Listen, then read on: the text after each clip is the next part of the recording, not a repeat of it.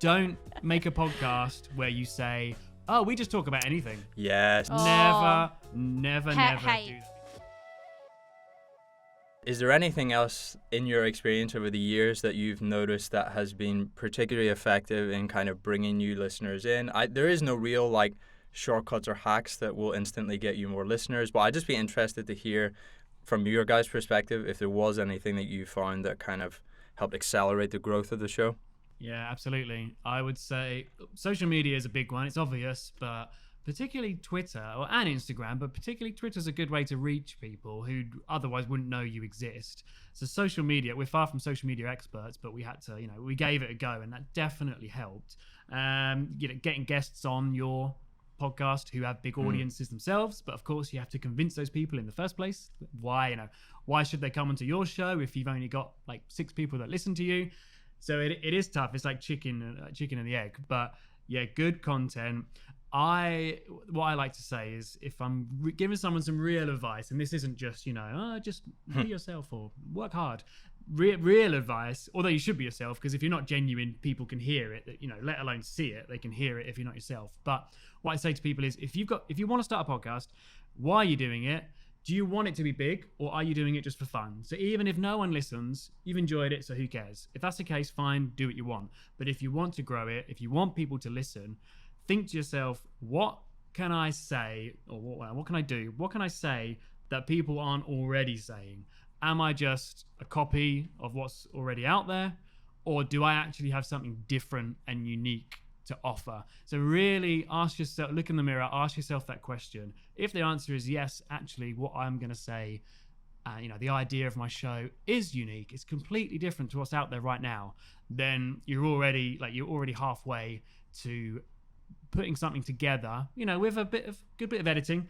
You're already halfway to putting something together which should resonate with people and should grow. Nice. Yeah, I think it's like podcasting is not easy, and you do have to have some kind of vested interest or curiosity to kind of pursue. And there's going to be time, like it's going to be hard if you want to release content consistently, and not having. I think a lot of people these days kind of, with all the hype around podcasts, and they see it as like a get rich quick thing, or I'm just going to jump in and do 6 episodes and all of a sudden I'm going to be the next Joe Rogan or whoever it might be. But yeah, like you said, having that vested interest and carving out your own niche. And what can you say? What is unique about your perspective or your background that can add something different to the conversations that are already going on?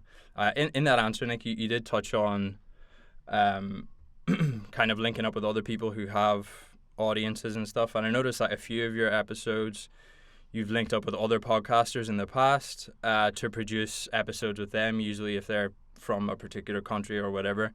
So is that like a kind of cross promotion thing that you do with those podcasters, or is it just you're solely working with them on your show? Yeah, I think we've also had some like YouTubers on there, like for example someone who we invited on and has now actually become a friend of ours, a guy called Carl Watson. He'll love that we're name dropping him right now. Shout out, Carl. But yeah, he's someone who has a big following. So yeah, I was going to say after we used him. We used and abused him, absolutely.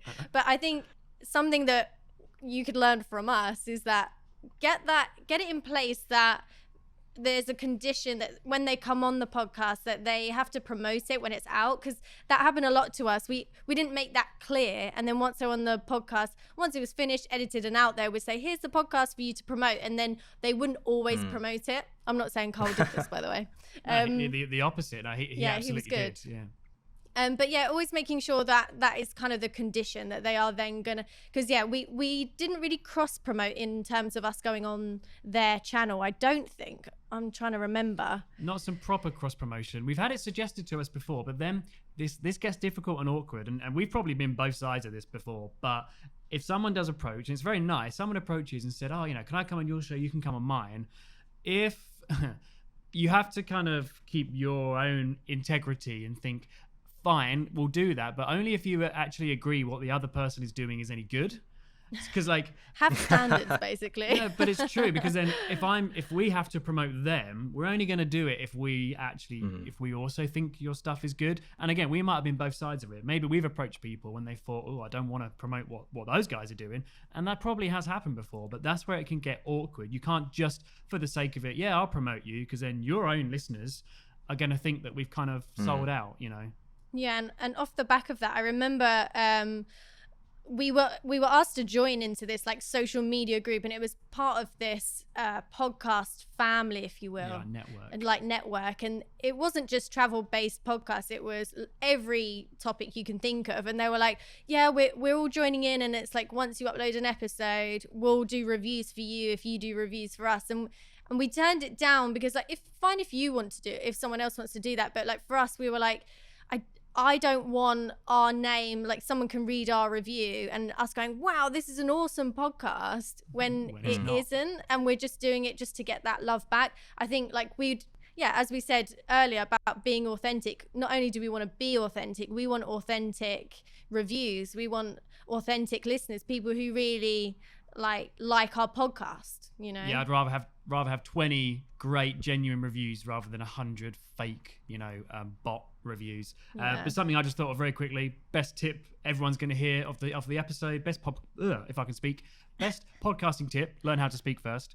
But then don't make a podcast where you say, oh, we just talk about anything. Yes. Never do that, because surprise, surprise, if you try to talk to everyone, you'll talk to no Nick, one. I could not agree more. This is the thing that we see time and time again. It's like chats with Dave, and it's like, well, what are you chatting about, Dave? And why are people going to listen to this show? Yeah, and I think that was a really interesting point that you made about kind of quality control in terms of who you associate yourself with and who you position yourself beside, because that obviously will rub off on your show, and to be careful about that kind of stuff. If you're putting all the effort in to create good quality content,